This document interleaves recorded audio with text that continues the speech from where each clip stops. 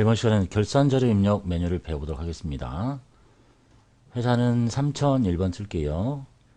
이제 요 메뉴가 결산자료 입력이에요. 자, 이제 이 메뉴는 결산 정리 분계 중에 일부분을 쉽게 할 수 있도록 도와주는 기능을 하고 있습니다. 그러니까 이걸 사용하지 않고 모두 다 일반 전표에다가 결산 정리 분계를 하셔도 되겠지만 그 중에 좀 어려운 것들, 어려운 건 아니죠. 쉽게 말하면 보통 회사에서 많이 있을 것 같은 것들을 여기다 다 집어넣으라는 얘기예요. 숫자를 다 찾아서. 그리고 나서 전표 추가를 누르면 지금 여기서 했던 것처럼 분계를 만들어 주겠다라는 얘기입니다. 그래서 기억하셔야 될 게 문제를 풀다 보면 아시겠죠? 여기에서 입력을 받아주는 내용들이 뭐가 있는가를 보고 결산을 하실 때는 일단 수동 결산과 자동 결산을 같이 이어서 할 텐데요. 이 자동 결산이 지금 결산 자료 입력 메뉴니까 이 메뉴에서 입력받지 않는 것들을 일단 일반 전표 입력에 12월 31일자로 먼저 분계를 해야 돼요. 그리고 나서 이제 이 메뉴에 와서 해당 자리에다 숫자를 입력하고 전표 추가 버튼을 누르면 결산이 이제 완료되는 거거든요. 그래서 수동 분계를 먼저 해야 될 거, 즉 입력 받아주지 않는 거 한번 보고 기억하셨다가 결산자료 입력이 없으면 이제 수동 분계 해야 되는 거죠. 대손 예상액보다 대손 충당금 잔액이 더 커요.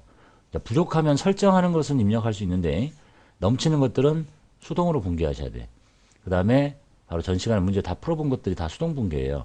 유가증권의 기말평가, 외화 자산 부채의 평가, 그다음에 수익과 비용의 발생 이연에 대한 얘기, 회계 처리, 소모품 정리, 현금 과부적 계정 정리, 가지급금 가수금 정리. 이게 이제 바로 앞전 시간에 일반 전표에다가 했던 분계들이잖아요. 즉 이런 것들은 입력받지 않는다. 그리고 대손 충당금을 추가 설정하는 건 입력받지만 환입시키는 것은 입력받지 않는다. 그래서 결산을 문제가 뭐 한 10개 정도 이렇게 나오는 건 아니니까 이렇게 수동 분계가 몇 개 나오고 자동 분계가 나올 텐데 수동 분계 먼저 하고 그 다음에 자동 분계를 하는 방식으로 진행하시면 돼요. 자, 그래서 결산 자료 입력 가보겠습니다. 자, 여기서 날짜를 1월부터 12월을 입력해요. 자, 여기서 1월부터 12월을 입력하는 이유는 1월 달부터 12월 달까지의 일반 전표에 입력한 자료, 그 다음에 메인 매출에 입력한 자료를 모두 다 불러다 주기 위해서 하는 거예요. 그러니까 여기를 12월부터 12월 이렇게 해버리면 안 되죠. 딱 12월 거밖에 안 불러올 거잖아. 그러니까 1월부터 12월까지의 모든 자료를 다 불러와라.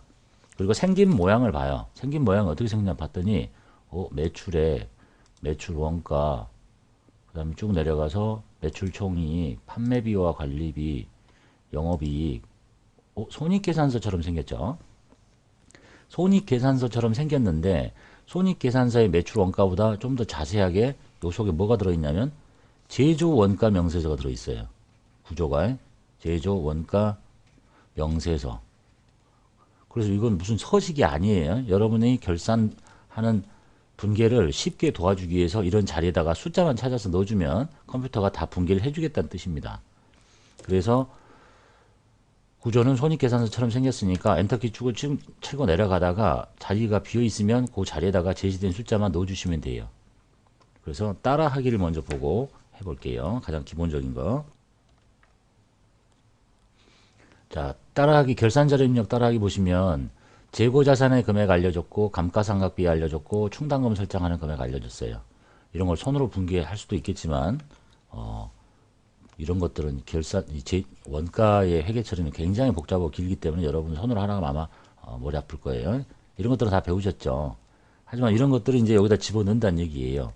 그래서 날짜를 치고 1월부터 12월 치고 제시된 자료를 보니까 기말 원재료가 100만 원 있다고 했잖아요. 그럼 여기다 100을 쳐요. 그러면 이제 여기에 숫자가 바뀌죠. 여기가 입력이 되지 않으면 0원이라는 뜻입니다. 여기 원재료비의 계산식을 보니까 기초에 500이 있고 단기에 매입한 게 650이에요. 여기서 기말을 빼야 원재료비죠. 근데 기말에 아무것도 입력 안 하니까 곧바로 그냥 다 썼다고 이렇게 하는 거야. 그래서 남아있다니까 100만원. 그러면 원재료 B가 100 줄어서 465가 되는 거죠. 그 다음에 입력을 하실 때는 제시된 것들을 하나씩 다 치고 가셔도 되고 위에서부터 아래로 내려가셔도 되고 저는 그냥 제시된 원재료 제공품부터 하나씩 쳐볼게요. 제공품 50 이렇게 칩니다. 기말 제품 500. 그럼 지금 이렇게 매출 총이익이 다 움직이고 있죠. 매출 원가도 움직이고 그럼 재고자산은 다 쳤어요. 그럼 감가상각비를 쳐볼게요. 감가상각비는 이쪽은 제조 원가 명세서기 때문에 공장에 관련된 자료를 입력하는 거고, 감가상각비가 똑같은 자료를 아무나 입력하는 게 아니라, 그 다음에 밑에 있는 여기 차량 감가상각비, 그 다음에 밑에 감가상각비, 여기는 사무실용 자산. 혹시 이런 궁금한 점이 있을 수 있는데, 왜 자산이 차량하고 비품밖에 없냐? 우리 회사는 건물이 있을 수도 있는 거 아니야? 자, 이 메뉴는요, 네가 차량과 운반구밖에 없기 때문에 감가상각할 수 있는 자산이 이것밖에 등록이 안 돼 있기 때문에 이것만 보여주는 겁니다. 없는 걸 괜히 쫙 다 나열할 필요 없잖아. 그걸 봐볼게요. 이 사람의 시산표를 열어보면 무슨 자산이 있나 볼게요. 유형자산에 차하고 비품밖에 없잖아. 그러니까 차하고 비품만 보여주는 거지. 처음부터 끝까지 쓸데없이 건물부터 다 보여줄 필요 없잖아요. 그래서 있는 자료만 불러오는 거예요. 회사에 없는 거는 끌어오지 않는다. 그 다음에 이제 공장차라고 되어 있으니까 공장차를 100을 치고요.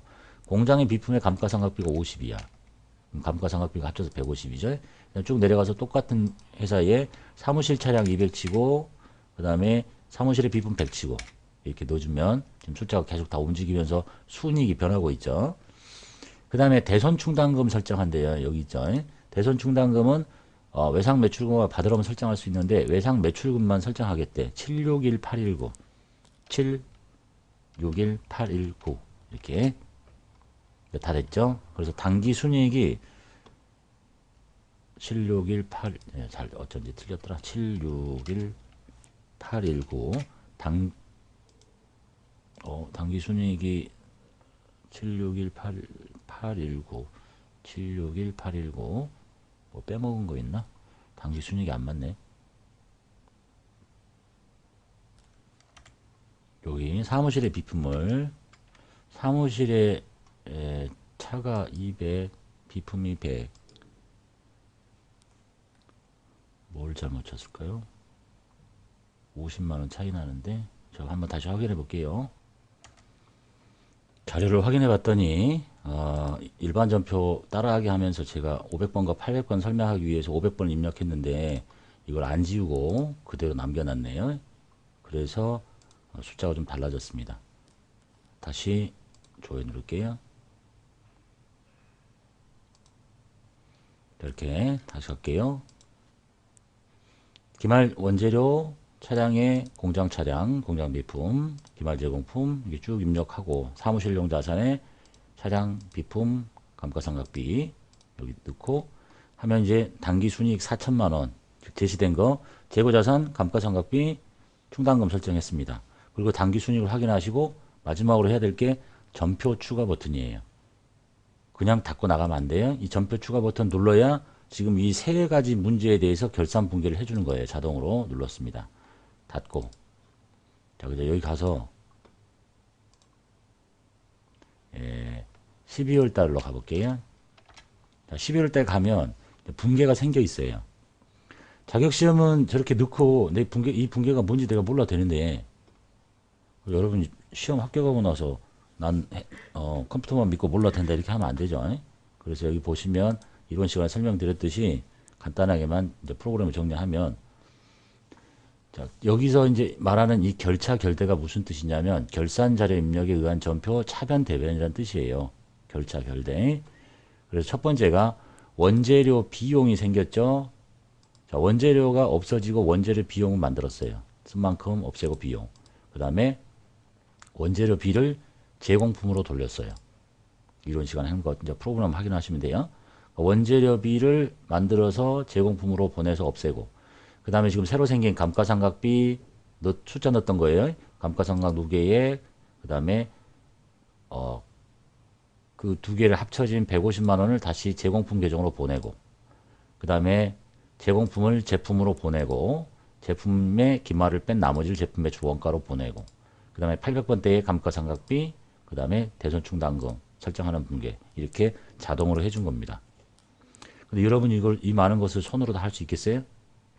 똑똑하면 할 수 있죠. 그래서 이 결산자료 입력이라는 메뉴를 이용하시는 게 좋겠다는 얘기입니다. 이해되셨죠? 이렇게 하고 반드시 눌러야 돼요. 그리고 이제 자격시험은 다른 지문이 출제되지 않으면 여기서 멈추면 돼요.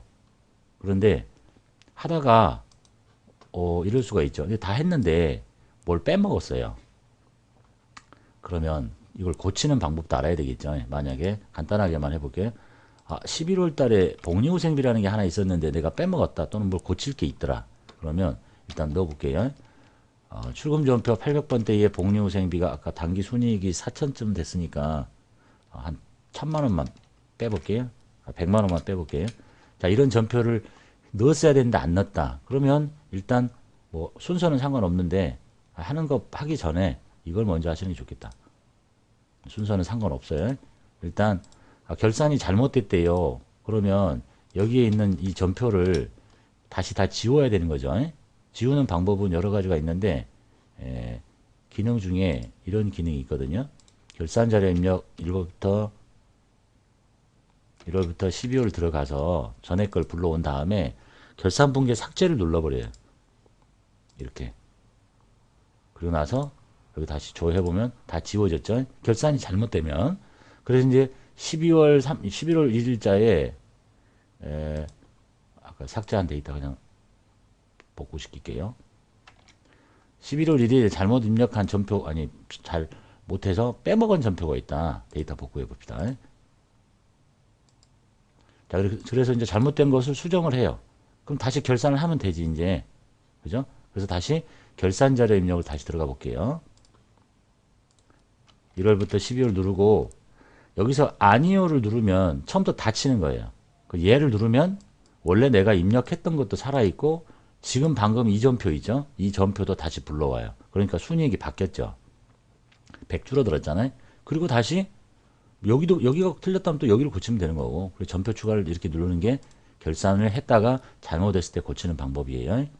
자, 그래서 이번에는 거꾸로 얘가 없어야 되는 전표인데 내가 만들었네요.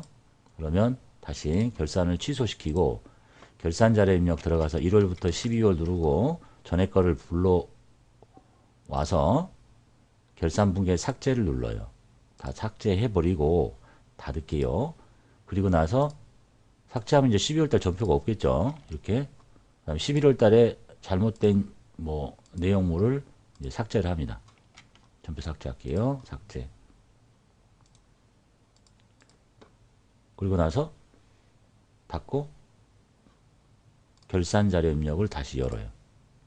그러니까 여러분은 시험 문제가 일반 전표, 메인 매출 전표, 그 다음에 결산을 할 텐데 이 결산하기 전에 이거를 다 끝내놓고 이걸 해야 돼요.